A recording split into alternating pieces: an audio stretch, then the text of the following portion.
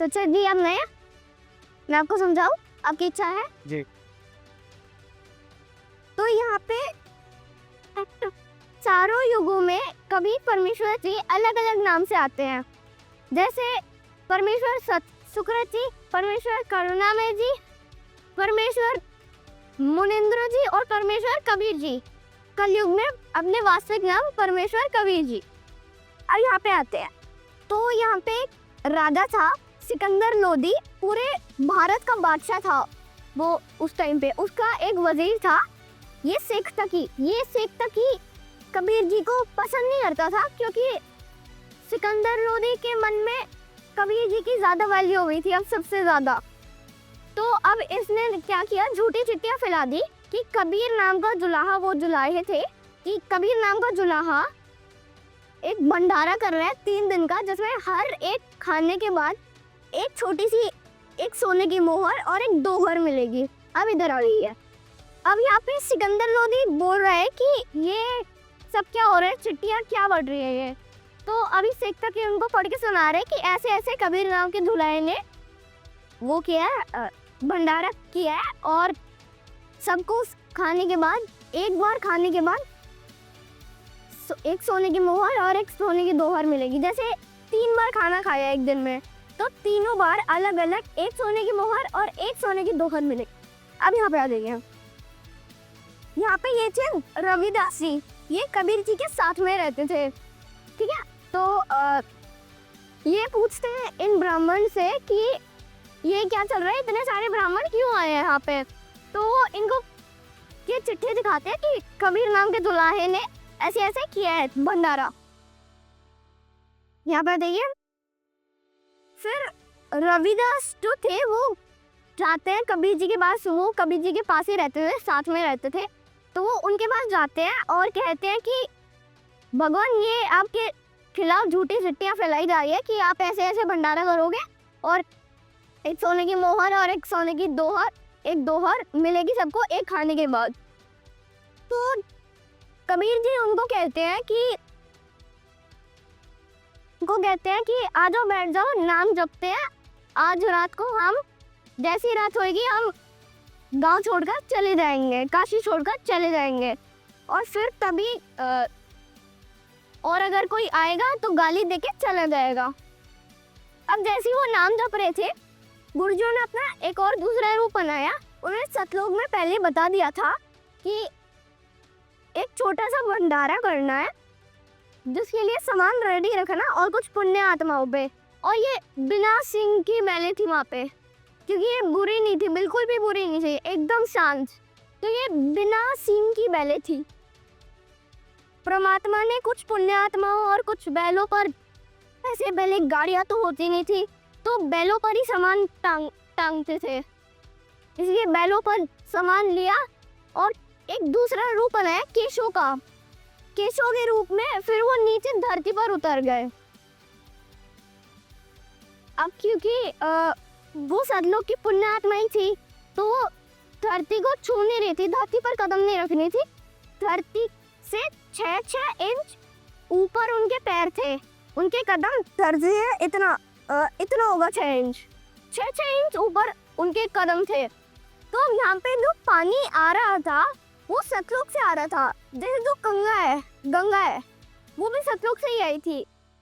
अब यहाँ पे ये सारे ऋषि महर्षि सब लोग भंडारा कर रहे हैं बैठ के, लड्डू, पेड़े, पूरी, जलेबी सब है यहाँ पे। और जैसे कि मैंने आपको बताया था,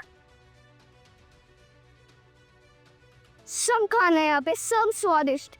अब जैसा कि मैंने आपको स्टार्टिंग में बताया था, यहाँ पर सबको एक बार खाने के बाद एक सोने की मोहर और एक दोहर दी जा रही है। सोने की मोहर मतलब एक सोने का सिक्का, इतना बड़ा सोने का सिक्का। और ये जो दोहर है ये कम्बल टाइप होती थी, कम्बल जैसी, उसको पुराने ज़माने में सेठ यूज़ करते थे।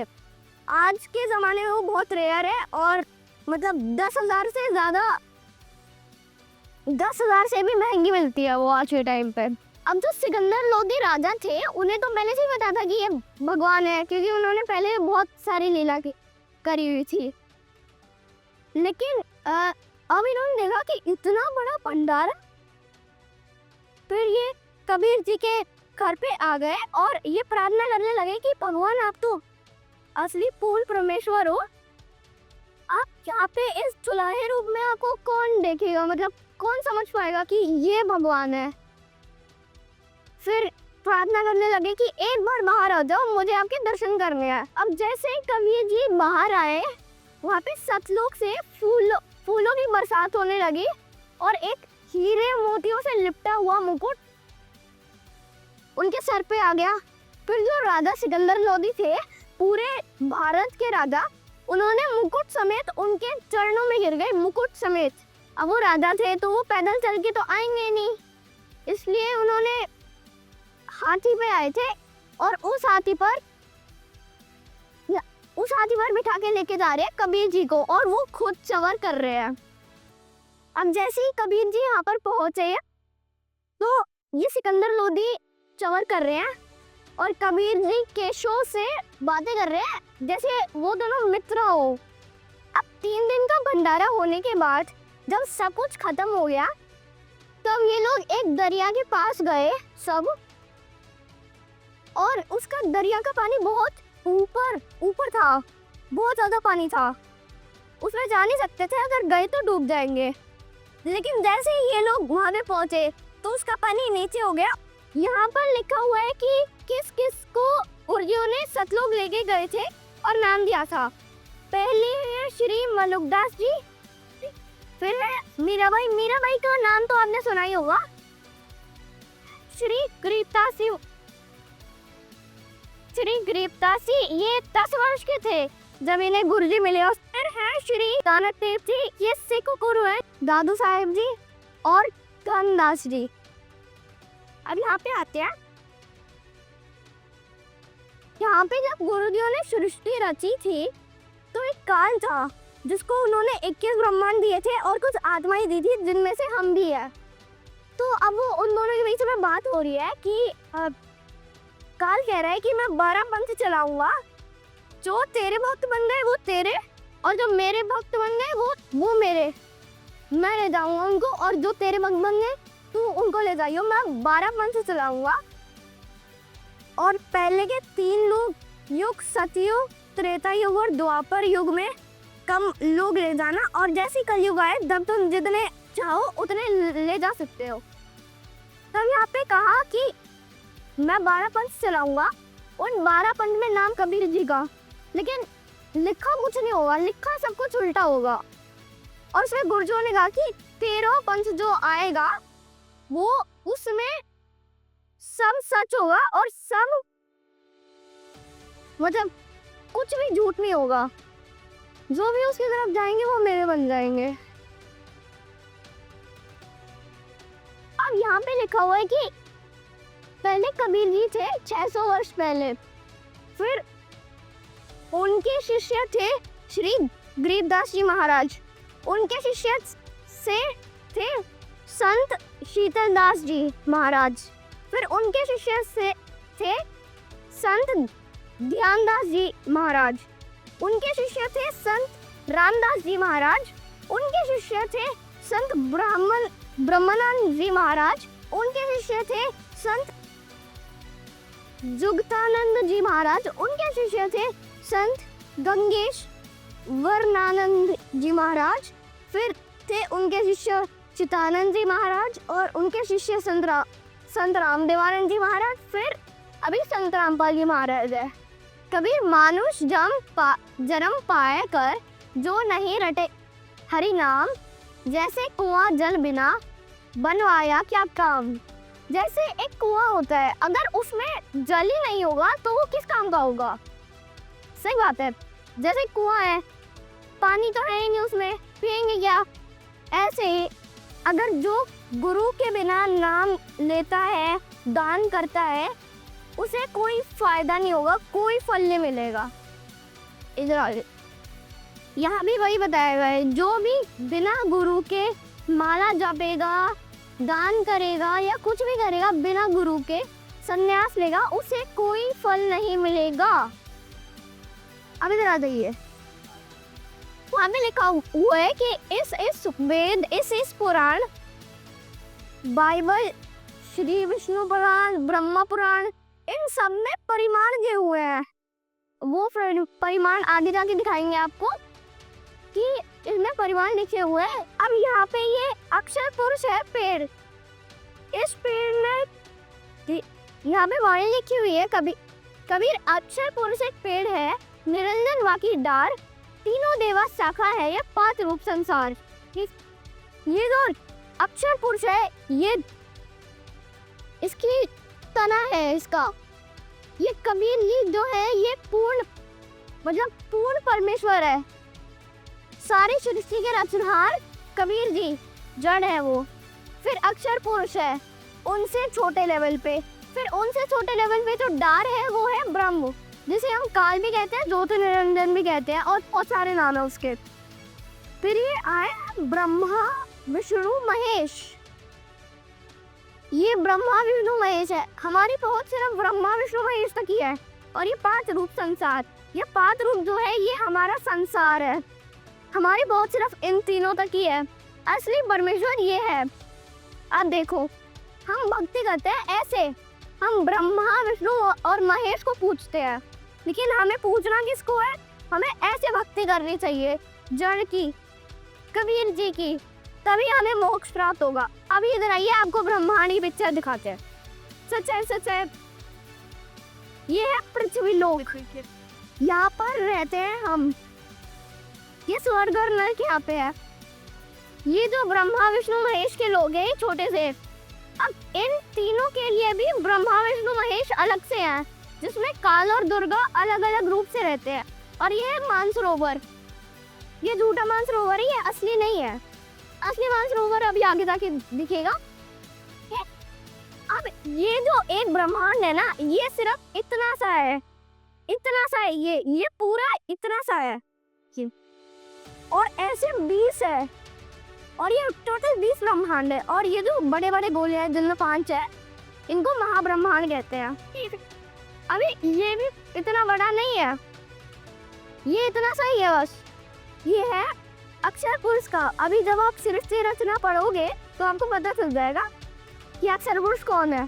तो ये अक्षर पुरुष की जगह है एक ब्रह्मांड। और अब यहाँ पे आता है सतलोक। ये है असली मानसरोवर, ये है असली मानसरोवर। यहाँ पे सतलोक में हर एक का एक सिंगल महल है। जैसे मैं हूँ, ऐसा नहीं है कि मेरा परिवार और मैं एक ही साथ रहेंगे एक महल में, नहीं। मेरा खुद का एक महल है, मेरी बहन का एक दूसरा महल है, मेरी मम्मी का दूसरा महल है, ऐसे है। अब इधर आइए, यहाँ पे शास्त्रों में परिमाण दे हुए हैं, ये तो अभी समझाना नहीं। तो पीछे सच्चाई इधर आ रही है। यहाँ पे दिए हुए वो परिमाण, यहाँ पे है वो वेदों के परिमाण। जैसे मैंने पहले बताया था कि यहाँ पे वेद है, अब ये परिमाण दिए हुए हैं। जैसे पवित्र अथर्ववेद के खंड नंबर 4, अनुवाक नंबर 1, मंत्र नंबर 7 में ये लिखा हुआ है। यहाँ पे सारे बहुत मतलब परिमाण है। अभी मैं पढ़ के तो नहीं बता सकता, बहुत लंबा हो जाएगा। यहाँ पे आ जाओ आप। अभी यहाँ पे कहना चाह रहे हैं कि आप खुद ही पढ़ लो। यह संसार समझता नहीं, कहंदा शाम दोपहर नू, गरीब दास यह जाते हैं जात है, रोवोगे इस पहरे नू। ये कहना चाह रहे हैं कि आध्यात्मिक ज्ञान के अभाव में परमात्मा के विधान से अपरिचित होने के कारण यह प्राणी इस दुख के घर संसार में महान कष्ट झेल रहा है। मतलब जैसे हमें ज्ञान नहीं था इस ज्योति निरंजन ने, मतलब हम अपनी खुद की इच्छा से यहाँ पे आए हैं और हमें पहले पता नहीं था कि यहाँ पे इतना दुख होगा। हम अपनी मंद बुद्धि की वजह से यहाँ पे आके फंसे हैं। और अगर हमें अच्छा पूर्ण ज्ञान हो और हम सच्ची भक्ति करें तो हम वापस अपने उस अमर जगह सतलोक में जा सकते हैं। यहाँ पे लिखे हुए हैं कि क्या करना चाहते हैं वो। जैसे विश्व को सतभक्ति देकर मोक्ष करना, नशा मुक्त करना विश्व को, भाईचारा बढ़ाना, जाति पाति का भेद मिटाना और भ्रष्टाचार को खत्म करना। ये यहाँ पे लिखा हुआ है कि जो जो गुरुजियों ने किया है अच्छी चीजें, वो न्यूज में भी लिखी हुई है। मतलब देखो कितनी सारी चीज है जो गुरुजियों ने की हुई है, वो न्यूज में भी लिखी हुई है, न्यूज पेपर्स में। अब यहाँ पे बताया गया है कि सिर्फ भारत में ही नहीं, सिर्फ भारतवर्ष में नहीं, पूरी दुनिया में हमारी नाम दीक्षा केंद्र है। भारत में 519 नाम दीक्षा केंद्र है, लेकिन नेपाल में 30, बांग्लादेश में 1, ऑस्ट्रेलिया में 3, यूएई में, कतार में, यूके में, हॉलैंड में, नीदरलैंड्स में, बेल्जियम में, इटली में, कनाडा में, यूएसए तक फैले हुए हैं हमारे नाम दीक्षा केंद्र। सोचो कितने भक्त होंगे दुनिया में गुरुजियों के। अब अगर आपकी कोई शंका हो तो आप आ सकते हैं। अगर आपको नाम दीक्षा लेनी है तो यहाँ पे बहुत सारे सत्संग सुनिए। रात को 7:30 बजे से 8:30 बजे तक सत्संग आते हैं गुरुजियों का साधना चैनल पे। वहाँ पे पीली पट्टी चलती है नीचे, वहाँ पे दिए गए नंबर से पे आप कांटेक्ट करके नाम दीक्षा ले सकते हैं। सत्संग